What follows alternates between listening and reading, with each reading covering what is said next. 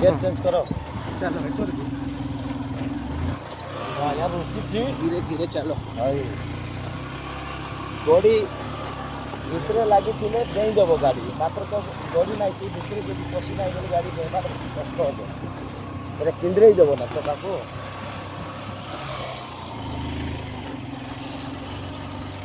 ପ୍ରେଜ୍ ଦ ଲର୍ଡ। ଆମମାନେ ସେବାରେ ଯାଉଛୁ ପୁରା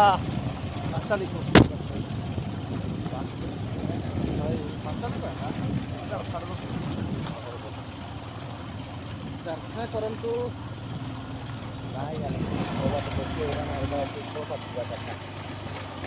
ଅବଶ୍ୟ ଆଇଲୁ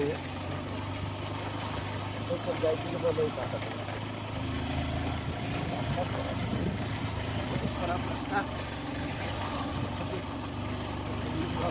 ପ୍ରଭୁଙ୍କ ସେବାରେ ଯାଉଛୁ ଅନ୍ୟ ଲୋକ କିଏ ହେଲେ ଗାଡ଼ି ବି ନେବେ ନାହିଁ ସେମିତି ପତ୍ର ଗୋଡ଼ି ବାହାରି ପଡ଼ିଛି ଆଉ ପ୍ରଭୁଙ୍କ ଦାସ ସରୋଜ ଆଜ୍ଞାଙ୍କର ଗାଡ଼ିରେ ଆମେ ଯାଉଛୁ।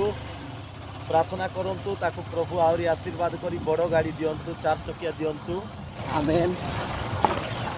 এই গ্রামକୁ ଆମେ ଯାଉଛୁ। এই ଗାଁ ଦେଖନ୍ତୁ ସମ୍ମୁଖରେ ଥିବା ଗାଁ ହେଉଛି ଡୁବାଗୁଡ଼ା। ଗ୍ରାମର ନାମ ଡୁବାଗୁଡ଼ା। ବଡ଼ ଗାଁ ଆଜ୍ଞା ଗାଁ ନା ଡୁବାଗୁଡ଼ା ଗୋଟେ ଡୁଲବୁ ଡୁବାଗୁଡ଼ାରେ ପୁରା ଡୁମ୍ବା ଲୋକ ଥିବେ ଡୁମ୍ବା। ହଁ ହଁ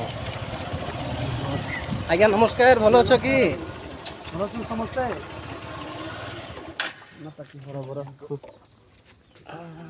ଏବେ ସେପଟ ପଳେଇବା ସେମିତି ଯିବା।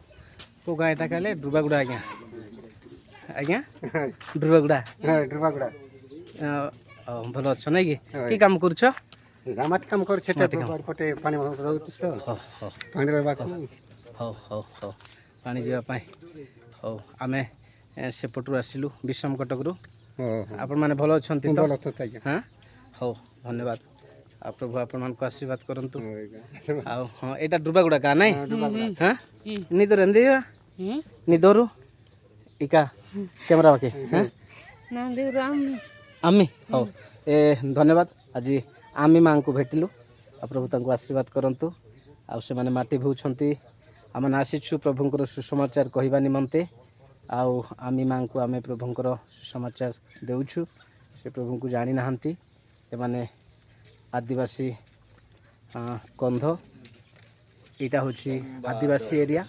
ପ୍ରଭୁ ଆଦିବାସୀ ଲୋକମାନଙ୍କୁ ଆଶୀର୍ବାଦ କରନ୍ତୁ। ସେଥିପାଇଁ ଆବାନିଦରୁ ଦାମ ଉର୍ଲାକା ଆଜି ଦାମ ଉର୍ଲାକା ଆଜ୍ଞାଙ୍କୁ ମଧ୍ୟ ଆମେ ସୁସମାଚାର ଦେବୁ। ଆଉ ପ୍ରଭୁଙ୍କ ଦାସ ଅଛନ୍ତି ଆମମାନଙ୍କର ପାଳକ ରାଜେଶ ଆଜ୍ଞା। ସେ କିଛି ବିଷୟ ପ୍ରଭୁଙ୍କର ବିଷୟ କହିବେ। ହଁ ଆମେ ଏଠିକୁ ଆପଣଙ୍କୁ ଜାଣିଛନ୍ତି ଆପଣ କେବେ ଶୁଣିଛନ୍ତି ଯୀଶୁଙ୍କ ବିଷୟରେ ଶୁଣିଛନ୍ତି ବାପା? କେବେ ଶୁଣିନାହାନ୍ତି ଯୀଶୁଙ୍କ ବିଷୟରେ? ଆପଣ ପଢ଼ି ଜାଣିନାହାନ୍ତି ନା? ନାଇଁ ପଢ଼ି ଜାଣିନାହିଁ ପାଠ ତ ପଢ଼ିନାହିଁ ମୁଁ ସେତେବେଳେ ତ ଆମର ସ୍କୁଲ ନଥିଲା ନା। ହଁ ସ୍କୁଲ ନଥିଲା ନାଇଁ 63 ବର୍ଷ ହେଇଗଲାଣି। 63 ବର୍ଷ ତମକୁ ହେଉଛି ଭତ୍ତା ପାଉଛ? ଭତ୍ତା ପାଉଛ? ନାଇଁ ଭତ୍ତା ପାଉନି। 60 ବର୍ଷ ଭତ୍ତା ମିଳିବ। 60 ଭତ୍ତା ମିଳିବା କଥା ମିଳିବା କଥା ଯେ କେତେ ଆପ୍ଲାଏ କଲେ ବା ଆସୁନି କେତେ ଲେଖିଥିବୁ। ଯାଅ 60 ବର୍ଷ ହେଇଛି ଭଲ ଅଛି ଦେହ ସ୍ୱାସ୍ଥ୍ୟ ଅଛି ନାଇକି ଭଲ ଅଛି। ମଦ ପାଣି ପିଉନ ପୁରା? ପିଲାବେଳୁ ନାହିଁ ମଦ ପାଣି ପିଇବା ନାହିଁ। ମଦ ପାଣି ପିଇଲେ କ'ଣ ଦେହ ତମେ ଯଦି ପିଇଥାନ୍ତ ବୋଲେ ତମ ରହିନଥାନ୍ତା ଦୁର୍ବଳ ହେଇଥାନ୍ତା ଏମିତି ରହିନଥାନ୍ତା। ତମେ ପିଆ ପିଇ କରୁନ ବୋଲିକି ଆଜି ତମ ଦେହ ଭଲ ଅଛି। ଦେଖନ୍ତୁ ଏପରି ଅସୁବିଧାରେ ଅଛନ୍ତି ଗ୍ରାମ ଲୋକମାନେ ଆଉ ଅଶିକ୍ଷିତ ଗ୍ରାମ। ଆଉ ଏଇ ଗ୍ରାମ ନିମନ୍ତେ ଆପଣମାନେ ସମସ୍ତେ ପ୍ରାର୍ଥନା କରନ୍ତୁ। ଆଉ ଆମମାନଙ୍କ ମଧ୍ୟରେ ଅଛନ୍ତି ପାଳକ ମୁକେଶ ଜେନା ଆଜ୍ଞା। ଆଉ ଆମମାନଙ୍କ ମଧ୍ୟରେ ଅଛନ୍ତି ପାଳକ ରାଜେଶ କୁମାର ଲିମା ଆଜ୍ଞା। ଆପଣ କୌଣସି ଆମ ନିମନ୍ତେ ପ୍ରାର୍ଥନା କରନ୍ତୁ। ଛେଳି କୁକୁଡ଼ା ପୂଜା କରିବା ମେଣ୍ଢା ବଳିଦାନ ପୂଜା କରିବାର ଆବଶ୍ୟକ। ଯୀଶୁ ଆମ ପାଇଁ ବୋଲି ସେ ବଳି ହେଇଛନ୍ତି। ବୁଝିପାରିଲେ କି? ବୁଝିପାରିଲେ ଆମ ପାଇଁ ବଳି ହେଇଛନ୍ତି। ଆମେ ଯଦି ତାଙ୍କୁ ବିଶ୍ୱାସ କଲେ ଆମର ସବୁ ପାପ କ୍ଷମା ହେବ। ଆମ ଗ୍ରହ ଦଶା ସବୁ ଖଣ୍ଡନ ହେବ। ଆମ ରୋଗ ଦୂର ହେବ। ବୁଝିପାରିଲେ କି? ଆମର ଅଭିଶାପ ଦୂର ହେବ। ବୁଝିପାରିଲେ କି ନାହିଁ? ହଁ ଆଉ ଆମେ ସ୍ୱର୍ଗ ରାଜ୍ୟ ଯାଇପାରିବା। ସ୍ୱର୍ଗପୁର ଯିବାକୁ ଯୀଶୁଙ୍କୁ ବିଶ୍ୱାସ କରିବା ପାଇଁ ପଡ଼ିବ। ଆଉ ଫଟୋ ରଖିକି ପଥର ରଖିକି ଗଛକୁ ପୂଜା କରିବାଟା ପାପ ହେବ। ସେମିତି ପୂଜା କରିବା ସେବା ନାହିଁ। ଆଉ ଆଜ୍ଞା ଟିକେ କହିବେ ଆଜ୍ଞା ଟିକେ କୁହନ୍ତୁ।